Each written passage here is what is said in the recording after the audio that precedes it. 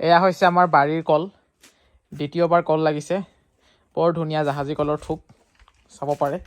এক খৰাহি ওলাইছে বেছি দিম বুলি ভাবিছিলোঁ কিন্তু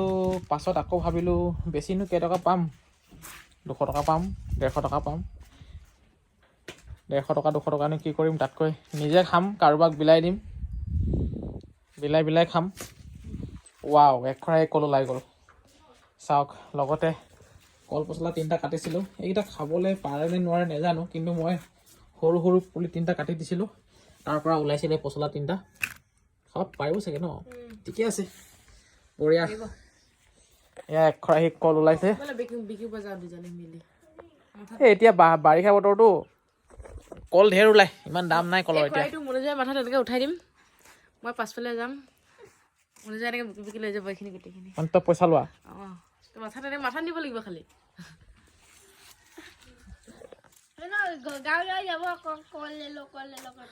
কল লে লো কল লে লো